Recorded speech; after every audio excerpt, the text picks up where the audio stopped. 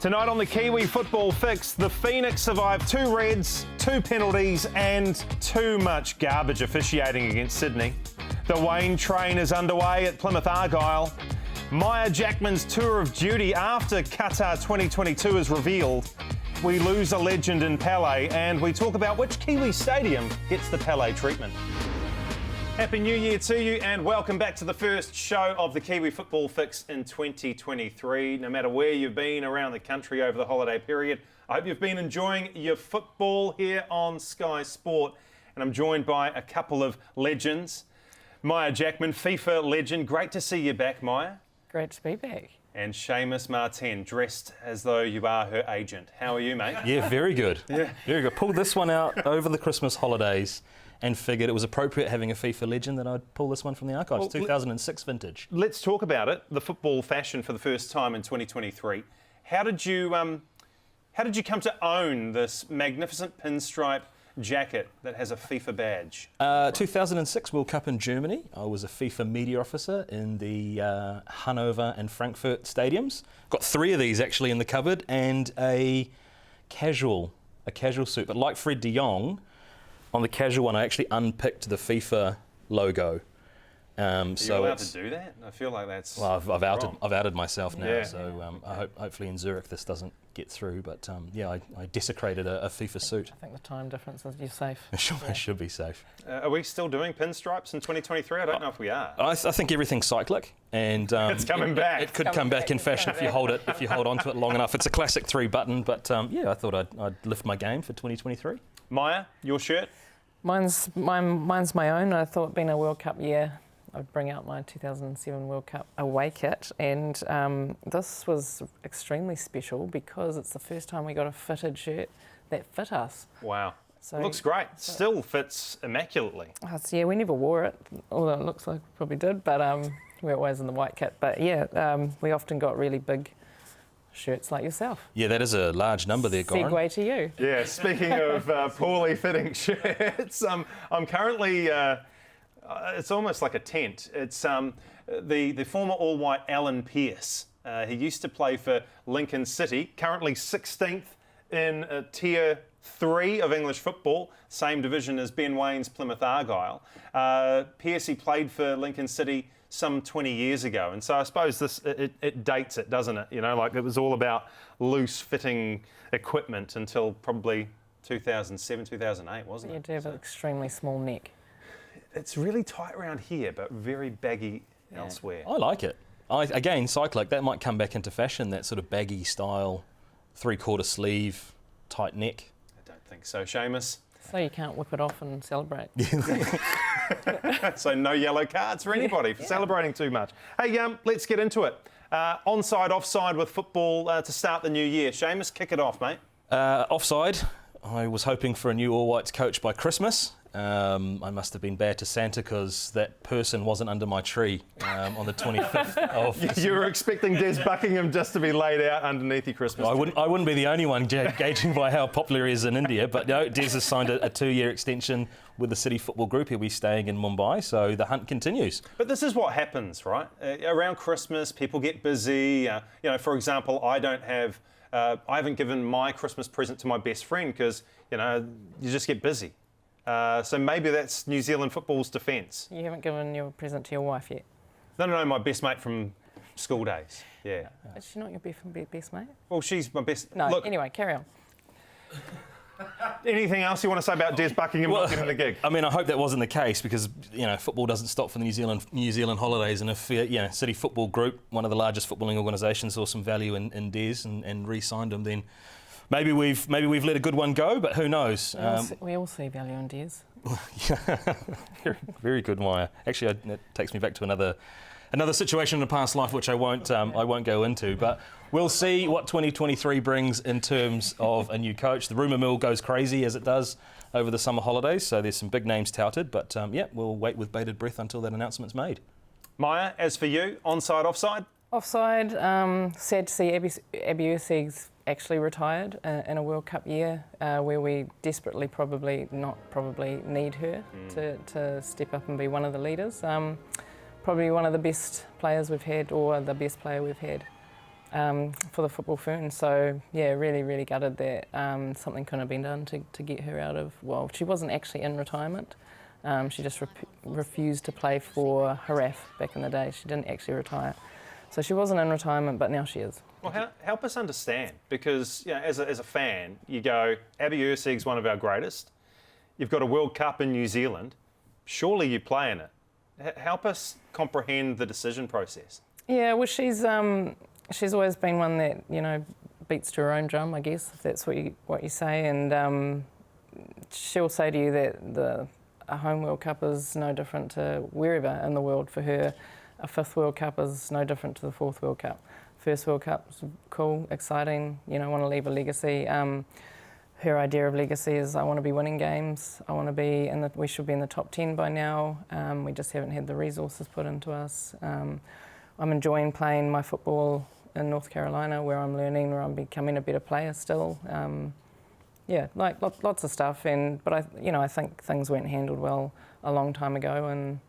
And once you, she doesn't give much back if you don't give much to her. So yeah, it's sad. It is sad. I think we speculated towards the end of last year whether she would be playing, what the situation was. So I guess it's good to have closure, but not great timing with a couple of internationals on the horizon and a home World Cup. But everybody has their reasons, right? Yeah, geez, wouldn't it be nice to have Abby Erceg up against the USA? We'll talk more about the USA encounter with the Football Ferns next week, shortly on the Kiwi Football Fix. First of all, my onside, offside, it's a bit of both really. I'm onside with the Wellington Phoenix getting the win against Sydney FC. I'm offside with the red cards and the penalties. Take a look at this. The Wellington Phoenix 1-0 win over Sydney FC. The last 20 minutes were just something else. Big chance for the Knicks here. Lewis trying to steer it into that area, which he's done so. Zawada must score, and does eventually. It's Oscar Zawada from close range, and it's the best starts for Tale's team. Dug out by Segacic. Here's Mack looking for the angle, and he finds it. It's a really fine save. Superb reflexes, because that was travelling pretty quickly.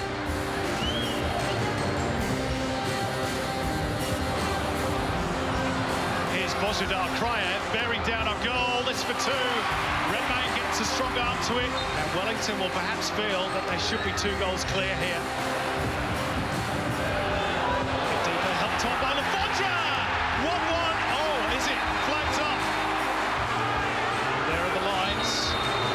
Yeah, and it is confirmed as being ruled out for offside.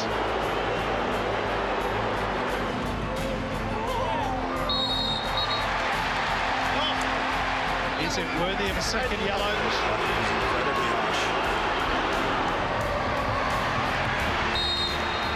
Burgess being hassled and harried by Pennington. Oh, it's not friendly at all between the pair. Heads were butted. Yellow for Burgess. Oh, and a red for Nick Pennington. Wellington are down to 9. And it comes towards Lafondra. Wooden's there again, love the pain this time. They're pointed to the penalty spot. Another controversial decision. VAR will come in here, that has gone off his back. The penalty, can I tell you, has been upheld. Lafondra against Sale. And Sale makes the save! Incredible! And I think justice has been done. We're looking at a post-penalty save. Handball! I do not believe it. A second penalty for Sydney. And he's put it over the top of the bar. I see it, but I do not believe it. Absolute pandemonium at the end of that one. I think it leads quite nicely into our 3 nicks for the first time this year. Our 3 picks for the Wellington Phoenix. Maia, let's start with red cards. Kraev and Pennington going off. Kraev's second yellow. That's not worthy of a yellow, is it? No, he just scraped the back of his calf. And he falls down and does a bit of theatrics. But no, it's not like, and now these two are going to miss the next game. And what about this, Seamus? Like, they're both at fault.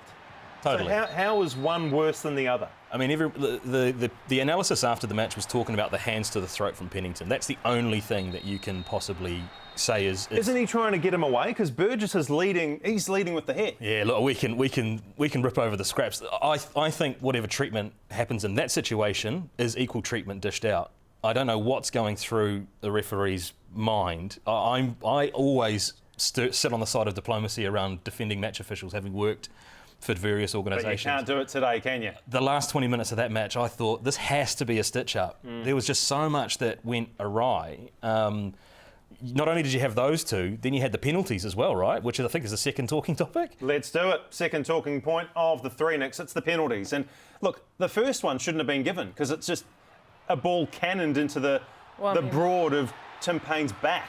Well, I'm a physio and I don't think the scapula belongs to the hand. Good. So we've got confirmation of that. Thank you. Really good level of detail. That's shoulder blade in layman's terms. Yeah. Great save from Ollie Sale. And then what about this one? The follow-up from that save into the arm of Callan Elliott. Is the arm in an unnatural position away from the body? I'll be honest. When I saw the second one, I thought that's a dead set penalty. That was my opinion. What I couldn't understand is how he's gone to VAR to check the second one, but not gone to VAR to check the first one. Again, all over the show. It was all over the show. And all over the show. The term unreal scenes gets thrown around a lot these days, but that was genuinely unreal scenes. My phone's blowing up from people going, I can't believe what I'm watching right now. It was gripping television. If the A-League are trying to get eyeballs on TV, then they've done a good job in terms of pitch invasions and crazy decisions in the last couple of weeks. Look, putting my Wellington Phoenix eye patch on, I reckon that was an absolute obvious case of the A-League trying to gift Wellington Phoenix opposition a point. And when you think about what Destination New South Wales has done, buying the rights to the A-League Grand Final for 3 years, I might be drawing a long bow, but I don't know if I am. They're trying to gift Sydney FC points so that they can be in the Grand Final, Maia. Well, you know what? It's, Aussie, New Zealand, there's always a bias. I've played for New Zealand and Aussie, and we always felt like there was a bias against us. Yeah. In those games, and I feel like they're no different. I'm not sure how the women's Wellington Phoenix is going down that path as well. I'm not sure, but yeah, it's just. That last 20 minutes was just unfreaking believable. So yeah, I think you might be sleep deprived with that second child in the house, Goran, with some of those conspiracy theories. No. That you've pulled there. I've had plenty of sleep, and I think I'm spot on. Let's move on to the third point of the three, Nix. And myself and Seamus, we've known each other for, what is it now, 20 years, maybe more than 20 years. But we have never spoken to each other the way that great mates Ufi Tale and Steve Karika had a chat to each other on the sideline. Check this out. This is absolutely I love brilliant. this. This is one of my favourite things about football is just in between technical areas. I think I even commented at the time. Amazing exchange. And I think my favourite... He's just going at it. The best bit is this. Yeah. The apology. Yeah, sorry about that stuff, mate. I didn't mean that stuff, mate. Sorry, mate. Karika's just gone, no, I'm not having it, and turned his back on him. Nah, fuming, wasn't he? Yeah. It was interesting how it played out in social media as well, with people sort of saying, oh, good on Ufi for being able to hold your decorum post-match. But I think even Karika was pretty agitated by the way that match panned out. Interesting things, but hopefully they've buried the hatchet. Ever had a blow-up with a close personal friend in a football match? Girls tend to be not so feisty, I feel, but it's a man problem, isn't it? Yeah, I've seen some good ones. You've seen some good ones? I've seen some really good ones. Sam Wilkinson is good for not so much an altercation like that, but just some very clever lines. He's a very quick mind. Look, when you see red cards like were given out to Božidar Krajev and Nicholas Pennington at the weekend, you do start thinking about like an historical bias, or what I'm calling a NIXtorical bias. Oh dear. Yeah, you're welcome. Yeah, it was terrible, wasn't it? But, all you got to do is go back to the first game of the season, and you've got Ian Saas on club debut. He's off his feet, slipping into the Adelaide player, red cards given. If that's an Australian-based player, i.e. playing for an A-League team in Australia, it's not a red card. Is this something that has happened over the years? Or am I dreaming? Or am I sleep deprived? No, look, I think, I guess it's in the eye of the beholder, right? We probably feel aggrieved because we've more vested interest in the Wellington Phoenix. If you ask any other football fan, decisions always go against their teams. Again, that's my diplomacy coming through. I can't justify what happened on the weekend. I really can't. And I think what compounded it for me is, like me, that referee had a FIFA badge on his chest as well. So he's the top of the top in terms of world officiating. And I just can't understand how he got so many things wrong. Yeah, I mean, as humans, we have a negative bias, so we'll be seeing, we'll be used to seeing things like that, and we'll be looking for them as well. But like Seamus said, those 20 minutes, that was pretty weird. Yeah. I'm just trying to think back. So Pennington gets a red card for what we assume to be the hands on the throat of Max Burgess. Ollie Sale is entangled with Marcello, and arms are going around. Nothing happens there. Yeah. And is it because he's playing for an Australian team? It's a good point, and it's a really salient argument to two very similar incidents and two very different outcomes. Again, the referee in that situation after the final whistle has the ability to brandish a card if they choose to. Didn't choose to in that situation. It's a head scratcher, and it's one that gets people talking as well. I reckon it dates back to, the entire history of the Phoenix, them being a New Zealand team, and right from the get-go, we've had to sort out our metrics. You can't justify your place in the league unless you've got big crowds, lots of eyeballs on TV screens, and you're winning games. It's like we're the poor cousin. And that has, even though we've secured our spot in the competition for years to come, that sort of, it hangs over us like a dark cloud, Maia. Yeah, no, I think you're right. And it's almost like we weren't wanted anyway, and we've managed to do all the things and tick the boxes and get there. But then, perform, have performed well and should be there. But yeah, it does still hang over. So yeah, I think you're right. I think you don't have a negative bias. I think you're actually seeing what is there and is in front of us. Well, I'll tell you who's got some good examples is Jacob Spoonley. He'll go as far back as 2 years ago to pull out an example of a Winton roofer. That's even longer. That's even longer than 2 years ago to go for a Winton roofer. But he would do that, wouldn't he? He probably would. I think an Alex Roofer red card from a few years back as well. I think if you jump on his Twitter feed, you'll find a whole lot of those conspiracy theories from that man Spoonley. Yeah, he and I are cut from the same cloth.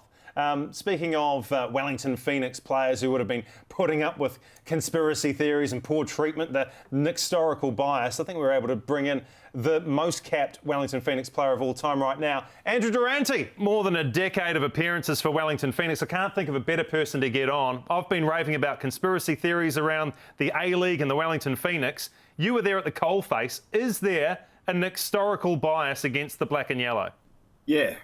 In short, I'm going to say I reckon there is. There's always the case where the bigger clubs get the rub of the green generally, and I feel like when I was a player at the Wellington Phoenix, we always got the rub of the green against us. And whether it's factual or not, I truly believed it. I remember Ernie Merrick when he came from Melbourne Victory. And he saw it firsthand, and he realised that, hey, we don't get the rub of the green, and at Victory we often got the rub of the green. So for someone like Ernie to come and really experience it firsthand, being at both the best club and then obviously coming to Wellington Phoenix, then I think that says a lot.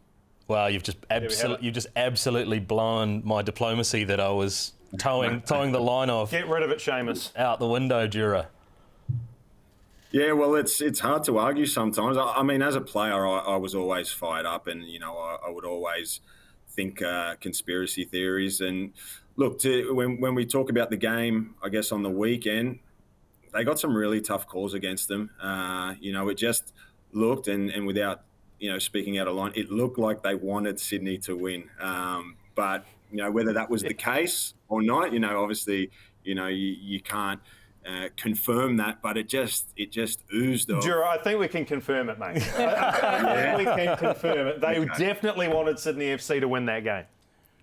Well, look, big calls, really big calls, all went against them. The two send-offs, and then the penalty, and then the retake of the penalty, and yeah, they were huge moments. And I don't think I thought the second yellow was harsh. I thought the Pennington send-off was harsh. I don't think him and Max did too much different. Yes, hands were up around the neck area, but no force. It was hands just up there.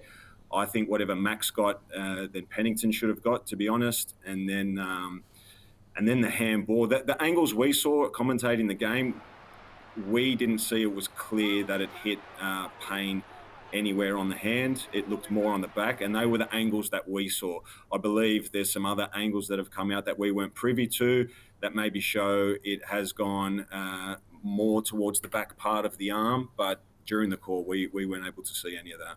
Jura, you as you point out, you commentated on the match, so we're watching it as fans, shouting at the TV, saying, what's going on here? You've obviously displayed now your passion for the Wellington Phoenix as you're talking. How hard was it to keep decorum in the commentary position and call what you saw without emotion? Well, to be honest, during the call, I think if it happened to Sydney, I would have called it the same way. I just think the calls were borderline, like really, really borderline, and they weren't as clear-cut as maybe the ref. Like the ref pointed to that penalty spot, so quickly. And truthfully, and as a commentator, obviously a former Phoenix player, but if it happened to Sydney, I would have called it the exact same way, because it was mayhem at the end of the game. That was one of the best 10 minutes of football. If you're a neutral, if you're a Phoenix fan, you're absolutely spitting chips the entire 10 minutes. But it was a super advertisement for the game, because it was edge of the seat stuff. It was great. Jura, been at the coalface and been, in the Nix for as long as you were, and feeling those biases. How do you handle that as a player and as a team when you're feeling those biases coming towards you? Oh, it's frustrating. There's no doubt it's frustrating. I left many a game so frustrated. I remember speaking to Robertson on several occasions, and blowing up, and he'd be, we're writing a letter into the FFA, and whether the coach was Ernie at the time or if it was Ricky, we always felt like we were hard done by. But we also tried to use that as motivation. We thought it was like it's us against everyone else, and that can be a really strong bond and a really big thing that the club and the team can use. I remember several times, Ricky would often use that as a motivational tool to say everyone's against us, no one wants us to win, we've got to do it the hard way. So it can actually galvanise the team and bring them really a lot closer. Yeah. I don't think I've been to a timeout in about 2 decades, but I'm just wondering, how good are you at Chocolate Factory, and is Sega Rally and Daytona USA also further along the wall? We've only got the claw, and it's rigged, mate, so I don't play it anymore. I'd have to say you wouldn't be, either it's rigged or you're not good at Chocolate Factory, because I'm mesmerised by your teeth. They're just amazing. Yeah. How good are they? Brilliant chompers. Thank you. Hey, Jura, I saw on social media the other week you pulled an old Australian shirt out about what could have been, and you spoke effusively about your time in New Zealand. Do you miss home? I on several occasions I do miss Wellington, to be honest. It's it was our home. It was 11 years. It was the birthplace of my 3 girls, and we set up a really beautiful life there. But on occasion I miss it, but you only miss it when you think about it. I'm so busy with life here in Melbourne that it doesn't really come into my mind a lot. But yeah, it's something that I do think about. I had a great time in New Zealand, represented the national team on several occasions in big moments, and loved it. Super proud. I'm really open about it, and how much I loved playing for New Zealand, and how I felt really welcomed when I did put on that jersey. And we loved having you, Jura. Thanks so much for joining us on the Kiwi Football Fix. Good luck with Chocolate Factory, mate. Yeah, thank you. I'll have a go now, actually. Well, after that, I feel like my conspiracy theory is no longer a conspiracy theory. It's just what happens with the Wellington Phoenix in the A-League. Yeah, it was almost like he was watching the show beforehand. He validated absolutely everything that was said around the table. Yeah. Brilliant stuff from me and from Andrew Durante. Let's go from one Wellington Phoenix legend to another, Ben Waine. He's made the transition from A-League player to the 3rd tier of English football. Maia Jackman almost scores on debut for Plymouth Argyle. God, how close was that? Very close. Oh, God, I mean, he could have been grinning like that if that had gone in, but... What do you think of those teeth, Maia? You already commented on Durante's. What about those ones? I prefer Durante's, to be honest, but yeah. Yeah, Jura's teeth are fantastic. Yeah, very white as well. For his age. Controversial opinion, I think the keeper's punched that and Wayno's not headed it. No, stop it. It's Just a header. saying. It's a header on target. Another conspiracy. Oh, we're deep in them today. Ben Waine, should the Wellington Phoenix look to replace him? I know they've got a number of attacking options, but you lose somebody of that calibre. who do you look to bring in, if anybody? I feel like the Phoenix could position themselves as like a selling club, like a club that brings through talent through their own academy, gets it to a point and then moves it off like they've done with Ben Waine, Libby Kakachi. So I don't know whether it's a case of getting someone in from outside or promoting from within. I think that's probably the way that, if I was in charge of the club, that's the way that I'd look at it. I wonder if it's just a case of, like to your point, Seamus, bringing through some of those guys like Oscar Van Hatten might get more game time. Riley Bidouar was somebody who we saw while the Phoenix were entrenched in Australia during COVID time. So maybe they just get elevated to the first string squad. Yeah, I mean, Maia, you'd experience this. You can bring a player in from outside and they don't always fit the mould or where the club is at. So sometimes it is better the devil you know than the devil you don't. Mm.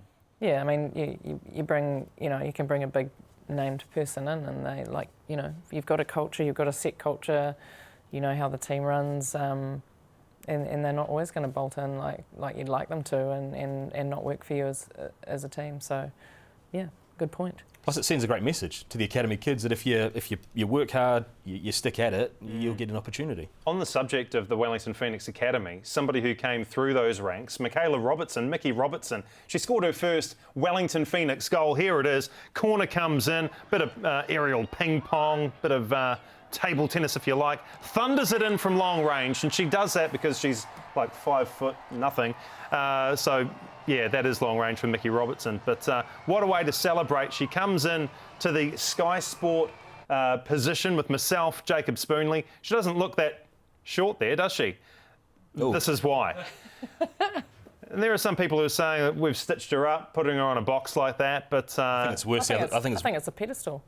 Put her on a pedestal for what she's done. For what she's done. I think it's worse the other way around, right? If she's standing at her actual height, she wouldn't get over the lectern there. No, that's so true. Yeah, but you'd be talking to no one. It could be a little bit of what does.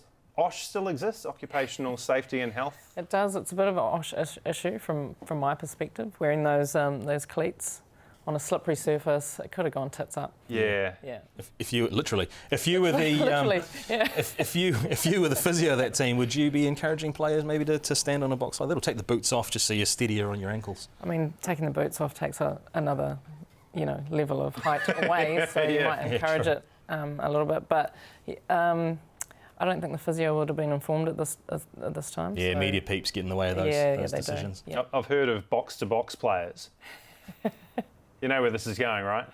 It's like inserting the third box-to-box-to-box player. Okay. Shall we hear from Jason Pine, who caught up with Mickey Robertson? I just need to ask you about the post-match interview that you did on Monday with the Sky team on TV, obviously, and there was a bit of a height difference between yourself and the two hosts, so they got you a box to stand on, and there's a couple of photos going around which have been viewed thousands of times. Are you aware of this? Yeah, and look, my only comment, it's good to see eye to eye with people. I always joke about always looking up to them, so yeah, it was a good interview and I enjoyed it. Have you not met Jason Pine before, Goran? Clearly not. I think I've known Jason Pine for 20 years. The hosts? Yeah. He's not even named you. Well, at least Mickey Robertson was happy to have the chat, and she said it was a good interview, so doing something right. I feel like she needed the box again, though. Even more so with Piney, because he's about 6'4". But she had great teeth, Just going down there. Are you about to visit the dentist yourself or something? I have some issues and I really would like to fix it, and I feel like that's where my headspace is at the moment. Yeah, Mickey doing great things with the Wellington Phoenix women, but she's not one of the 6 who have been taken up to Jitka Klimkova's football Ferns squad to face USA in 2 matches. What are we expecting from this one, Maia Jackman? Because we're under strength, the USA are under strength, but they have so many levels of talent in the United States of America. They're number 1 in the world for a reason. What are we expecting when they go head-to-head in Auckland and in Wellington?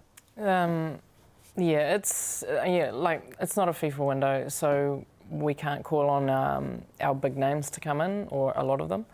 And same as for America, but they're also there in their off-season at the moment. So they do have some good players coming down, like Alex Morgan.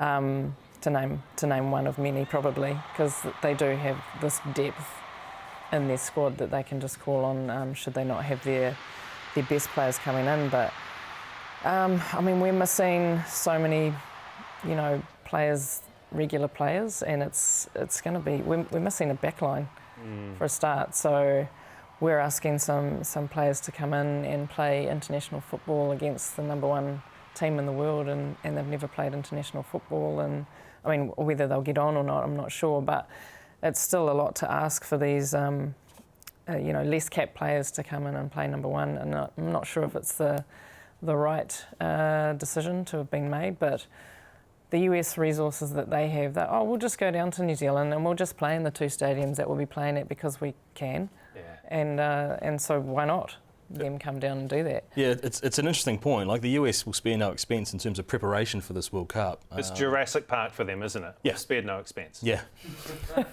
Welcome to Eden Park. And Sky Stadium. Oh, yeah, sorry, Sky Stadium. But, yeah, to flip... Know who you're working for, Yeah, Shane. that's true. To flip it round, opportunity for National League players to get exposure into that international environment. As you said, Maia, they might not take the pitch, but again, like we talked about the Phoenix Academy, it sends a message that if you perform well in our best domestic league, you get the opportunity to play international football. And, you know, and you take those opportunities as well. And who's going to take the opportunities? Some will, some won't. You know, they'll perform, some won't perform. I mean, the football Ferns have never played on at Eden Park, so it's a good, you know, it's a good way to sort of introduce themselves to where they're going to be playing. They haven't played in Sky Stadium since 2018. Do we speak of that performance and result and subsequent? There might be a few triggering moments for some of those players on that pitch. Well, what Maia's referring to there is the last match of Andreas Haraf's reign, where we took on Japan, and he went into the press conference afterwards and signed his letter of termination. Yeah. He was a bit honest, if we're being truthful. It was a tough time for the girls. So, I'm worried that a full strength team, we lose 5-0, 6-0, 6-1, 5-0. What is this strength team what's that gonna look like? And you know, leading into a big year of preparation, and what will that do to the girls? And you know, the public, we're trying to get public on board with the World Cup and the football Ferns, and I'm hoping that there is, you know, some real positives that come out of it. But if there's negatives that do come out of it, how will that impact on the public's view on this World Cup, which isn't a really good, like New Zealand just don't know what's coming. No. And how's that going to pan out with these games? It's a catch-22, right? You get offered matches against the US. Normally, you take that opportunity. You might learn lessons, but you haven't got your best players available to help learn those lessons as well. And the ones that are learning them, they might not come on during the World Cup. Who knows? But then again, we might have to use another New Zealand sporting kind of cliche Stephen Donald moment, where some of these players might have to step up come World Cup time. So it is great to get that opportunity. How many certain starters have we got already? I think you've got about 8, maybe. Certain ones, I think. But you know, she's running out of time, and I'm not sure if these 2 games will help. Maybe, but you know, the February sort of window when they're all back and playing that tournament, and the camp that they go into after that, that's going to be more important, I think, moving forward for the World Cup. Yeah, I think when New Zealand football have done the right thing in terms of getting as many matches as possible for her to try and get as close as she can to that final 23, I guess, that go to the World Cup. But yeah, here's hoping that the public come out and support, and that we start on the road to the World Cup in July. Speaking of the World Cup, Maia Jackman was at Qatar 2022. As a FIFA legend, an icon of the game, what was that experience like? Talk us through it. Was every door opened for you?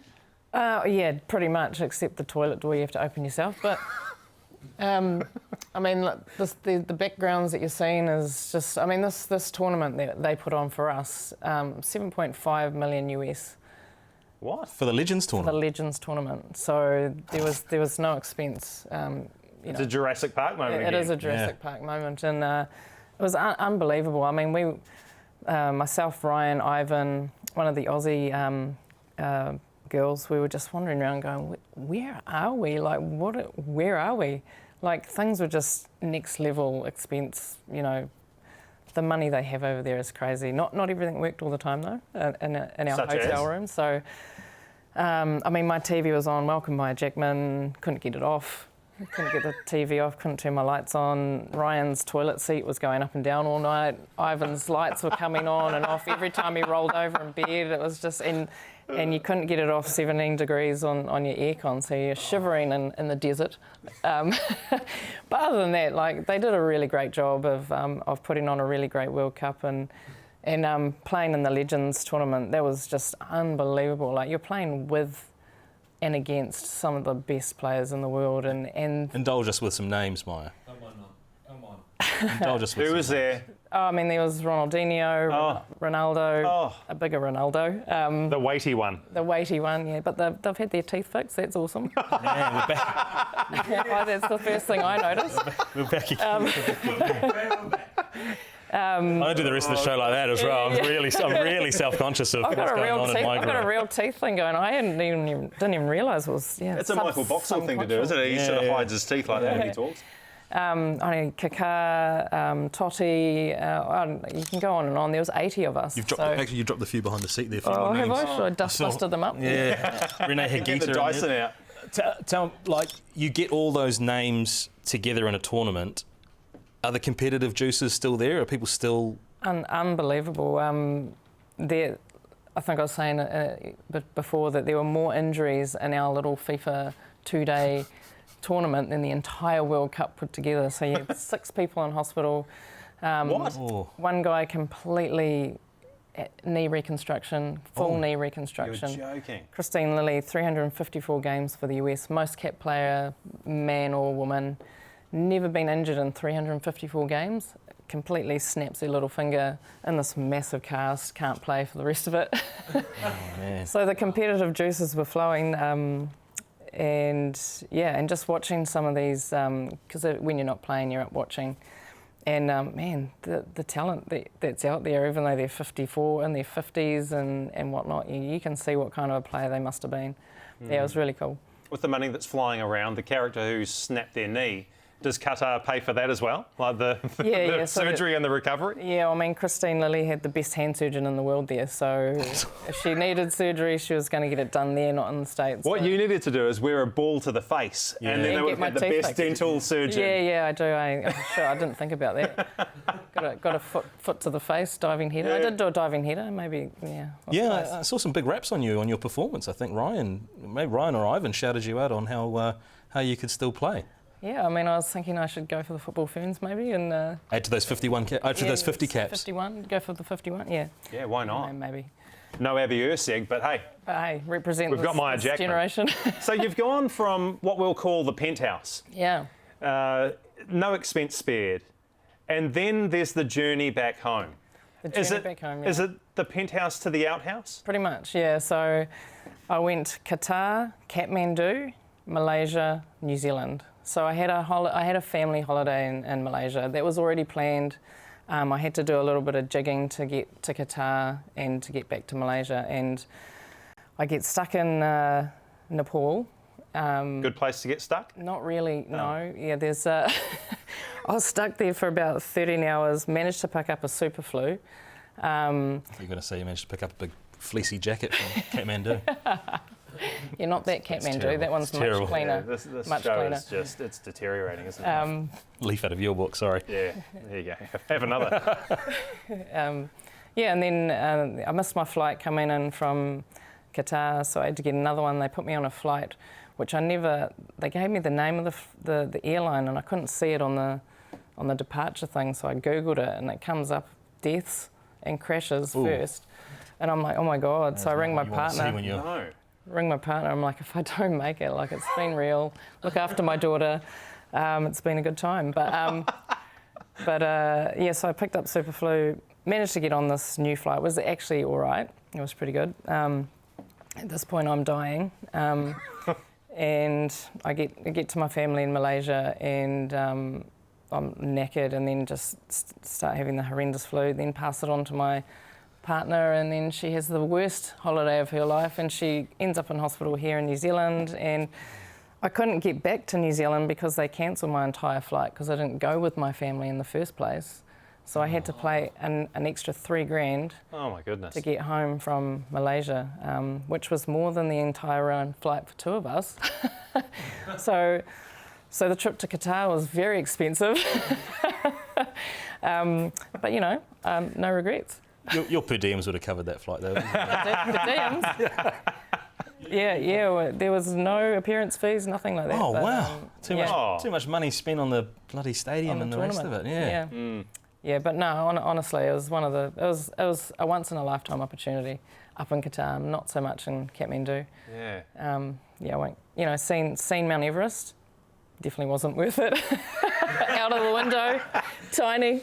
Yeah. But yeah, no, it was cool. Well, you'll be the host legend here in New Zealand when they have the Legends World Cup down in July, surely. Definitely. They having one? Well, they should do. Yeah, no, they're looking at it. I can't imagine that Cristiano Ronaldo would have received that treatment when he signed for Al Nassr in Saudi Arabia, or was it South Africa? Here he is being unveiled as the superstar signing, something like 330 or 340 million New Zealand dollars a year for Ronaldo. And I suppose this is how big Ronaldo is. Al Nassr, their Instagram handle only had something like 860,000 followers. He signs, and all of a sudden, they've got 11 million followers. Yeah, it's crazy. And it's going up in the space of like 2 weeks. What are you That's looking the for? pull of Ronaldo. What are you looking for on that social media account? On what? As a football fan? As a what am I football fan, looking for? on the Al Nassr, like, what are you expecting to see that you won't see anywhere else? Behind the scenes vision of Ronaldo lacing up his boots, putting on his shin pads, putting Brill cream through his glorious hair. I don't know. It's crazy. It's crazy that currency, though, that social media currency that a signing like that can bring to a club. It's crazy the currency they're giving him. Yeah, that's true as well. 330 million a year. Yeah. And he can't even start the first game, can he? Nah. Yeah, He was banned for first 2 game. games Yeah. because he slapped that phone out of the Everton fan's hand. But, I mean, that's just insane money. And, you know, he says that he was offered gigs all around the world, but, you know, why would you go to Saudi Arabia? I guess money talks, doesn't it? He's already made truckloads of money. Yeah. He doesn't need more, does he? I don't know. Maybe he just wanted the Might followers. be living above his means. Who knows? He wants more followers. Chance to qualify for the AFC Champions League? I reckon that's why he's gone there. I don't know. I'm just trying to think. Maybe he hasn't fulfilled that goal. He's done everything else in the game, but played in... The AFC Champions League. Yeah, okay. Or the CAF Champions League, depending on where he thinks Al Nassr is actually based. Is it South Africa? Saudi Arabia. All right, well, he's no longer in the English Premier League. We know that for certain. James McConey, our fantastic creative director, producer, call him what you will. He's been keeping an eye on the proceedings in the EPL since it returned from the international FIFA window. Let's take a look. Smurfs up, dude. And it's time to ride that EPL wave again. But first, someone had to power up the robot, Erling Haaland. Haaland wants it. Haaland has it. Grealish, Haaland again. 2 for him. Everton tried to shut down the robot. But like any good Terminator, he bounced back. Morris dancing his way through, cuts it back. Perhaps the only way to fight a machine like this is with natural artistry. Gray goes for it. Oh, it's beautiful. Man City are 2 points adrift of league leaders Arsenal, who've lost Jesus, but they still have their magical midfield messiahs. Chenko left it. Ødegaard, it's gone in. Oh, what a ball by Ødegaard. And Martinelli's in behind here. Lamptey trying to catch him. 4-1. Life after the second coming of Ronaldo has been just fine for Manchester United, who had 3 wins, 9 points, and 1 perfect knee slide. Look at the camera, Marcus. Come on, look at it. Cristiano would have. And careful, you might just be stung by the bees. And Brentford get a second goal. The Brentford bees are buzzing after beating West Ham and then swarming all over Liverpool. Come on, Ben Mee got in. Could get worse yet. It's a Burmo, and Brian Burmo! That strike was sweeter than Manuka honey. The Bees are in 9th place, neck and nectar with Chelsea. And good news, all-white skipper Chris Wood is still important to Newcastle, who are 3rd on the table and have only lost 1 game. Hits it hard and true. I love a Wood finish. That's how it's done, Harry. Actually, Harry scored twice against Palace in his 300th Premier League game for Spurs. Yes, the holiday season has had some great finishes and even better knee slides. Know what I mean? We on a mission. To shot!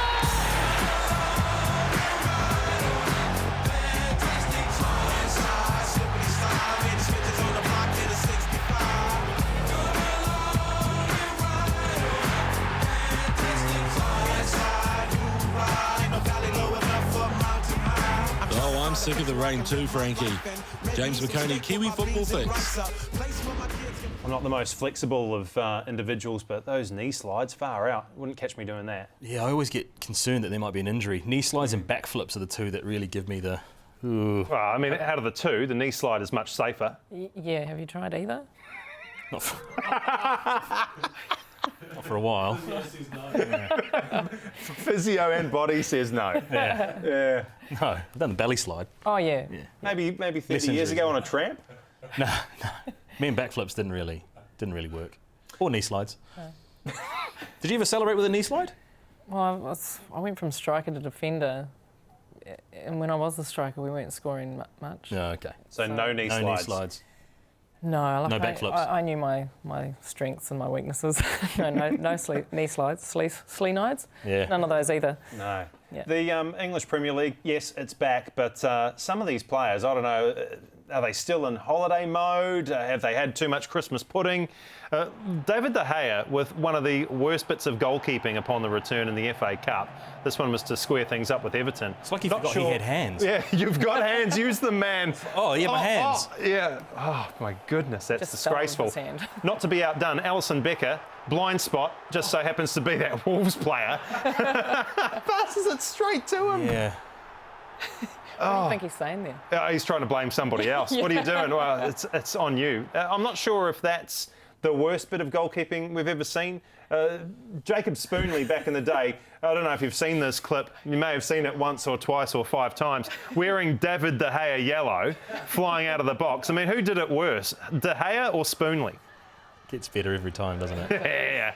It's a wonderful piece of vision. I love sharing it here on the Kiwi Football Fix. Well, at least he almost got it. You know, it didn't go between his legs, but you know.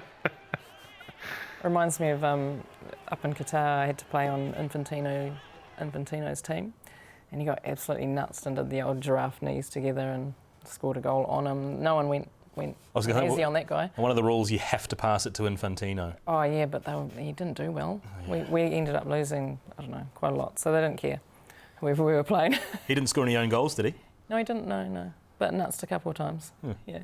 We've had some pretty ordinary puns so far, so I'm going to keep things going. Farcical scenes, because his name is Wout Faes.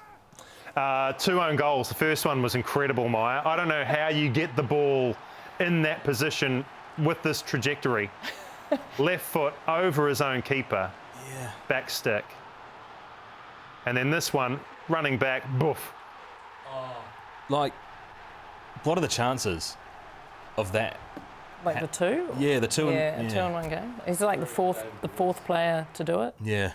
But rusty, didn't play much for Belgium, I think. Yeah. Didn't see any game time at the World Cup. I think the Liverpool fan, whoever they were playing, were like screaming at him, shoot, whenever he got near his own goal. It's embarrassing. And like whenever you search his name now, all that comes up, those 2 own goals. It's just so you feel sad for him, don't you? I know what it's like to score a cracker of an own goal. Oh yeah. Yeah, we had to let the Olympic Committee know that we were good to go for an Olympic berth because we got it so easy, and so we had to go up to China, and I leathered this ball and it came off a Chinese girl's face and straight back over my head, and I thought I was clearing it, and Jenny Bindon was off the line because she was like, this is not going near me, and I thought I was clearing it that way, cleared it, just dipped under the crossbar and was the best goal of my life. No knee slide after that one? Definitely, no, I went into the toilets, which were down, Chinese toilets on the floor, crouched down and cried a bit. Oh, sorry. Oh, okay. That just made things a bit real for us, didn't it? Yeah. But no knee slides. Couldn't get off up my knees after the toilet. But yeah. Chris Wood, we saw him in James McConey's package scoring for Newcastle United, but knee slides have been few and far between for him. It looks like things just aren't quite working out for him at Newcastle United. And look, this is a club that has huge investment, bottomless pockets it would seem. Do you think he's best suited elsewhere? It's a discussion we've had a few times on the Kiwi Football Fix, but I think the drums are starting to beat for him to return to one of his old clubs, Leeds, and trying to get them out of the relegation zone. Yeah, I think he seems to, and I'm maybe doing him a disservice here, but he seems to do well at those sort of battling lower mid-table, championship table. There's high expectations up in Newcastle now about where they are and how they're going, and I think I even think the manager's come out and said he's great for the team, he's great around the lads, but that expectation is when you're sitting so high in the table, fans want goals, and there's unfortunately not that many opportunities to score them for Chris at the moment. So maybe it is a move somewhere. Well, you say that though. He had a glorious opportunity against Sheffield Wednesday in the FA Cup, laid out on a silver platter, and he just blazed it over the crossbar. So there, game time limited, but he is finding himself in those spots. What would you do, Maia, if you were in his position? Do you stick it out at Newcastle United, or know that you've got a few years left, you can make a real difference at another club?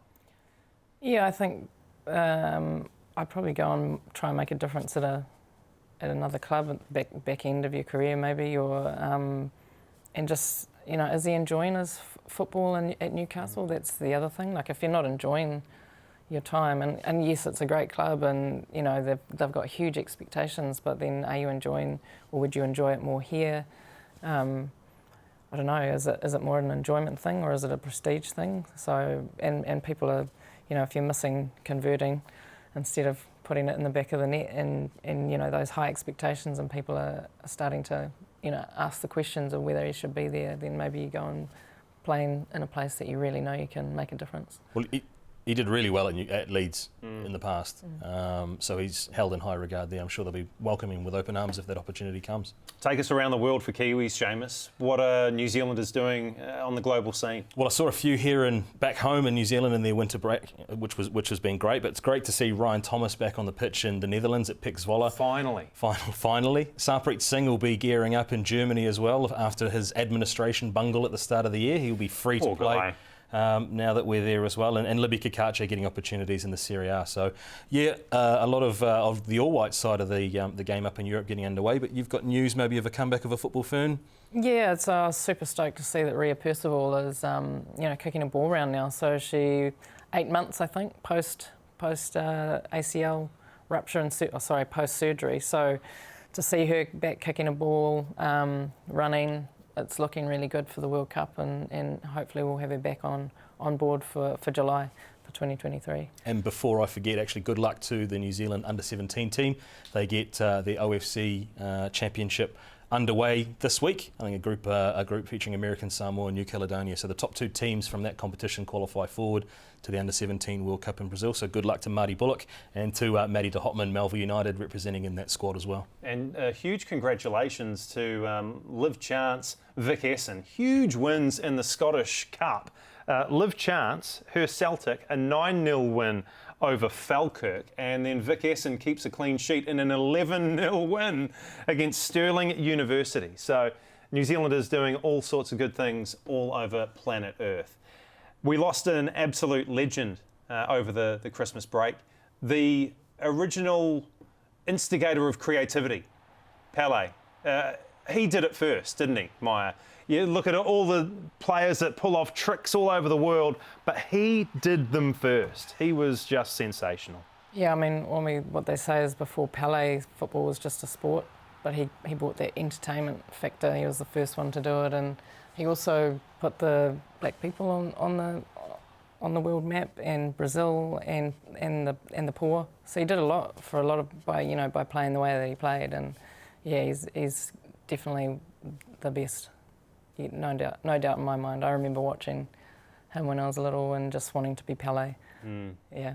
Yeah, it's that hero's journey, right? From nothing to become a world champion. My dad spoke super fondly about watching him in 1958 in Sweden the first time that he saw him play, and just would speak about him in such positive terms. A real loss for global football, and Infantino decided that he might try and capitalise on that with a crazy suggestion. Yeah, so let's try and figure out where we're going to put Pele Park, because we need to rename one of our national stadiums, or a place where we play football in the National League. It doesn't have to be Eden Park or Sky Stadium. What are we going to do, Seamus? Well, there's a few in Hamilton that could probably do with a rename. I don't know whether that's... Well, maybe that sort of rags to riches tale, the slums of Hamilton, could maybe do with a... Slums of Hamilton? A rename. I'm sure there's a couple of suggestions that I could think of at the moment, but Pele Park doesn't really have that great a ring to it in my mind. No. I mean, honestly, what a suggestion. Like, there's so many implications around it that you can't do. Like, it's pretty ridiculous. Yeah, rename something that you own, yeah. Like a medal at a World Cup or something like that. The Golden Ball. Yeah, the Pele trophy, the whatever. But yeah. This it was baffling, and I felt really poor taste. Yeah. Really poor taste. Take away from people's mourning and people celebrating an amazing life. Yeah, and what a life, and what incredible achievements he made in the game. Seamus Martin, or Chuck Blazer, I'm not sure who I'm looking at here. Great to see you, mate. Always a pleasure to be here. The sartorially elegant Seamus Martin, and Maia Jackman, FIFA icon, legend. Lovely to see you as well in the Great to be here. first episode of the Kiwi Football Fix for 2023. Don't be a stranger, all right? I won't be a stranger, and looking forward to a massive year. All right. With my mate Chuck Blazer. Everyone look after your teeth. Chuck Blazer carked it, so look after yourself, mate. Yeah, no, we'll do. Yeah, you're my agent. Come on. And my teeth. Stick around. Yeah, good luck sorting out your dental sponsor after this one. Yeah. But we leave you now with some of the best footage of Pele. What an absolute hero he was, and inspired millions of footballers around the globe. Enjoy it, and we'll catch you next time on the Kiwi Football Fix. Basta olhar pro horizonte, pra uma nova esperança despontar. Abre os olhos pro futuro, que outro sol agora irá brilhar. A chama está acesa e pronta pra incendiar a alma e o coração. Aqui no Brasil! As nações do mundo prontas pra celebrar amor e muita paz. Unidos somos mais, e é um novo tempo que a gente avista.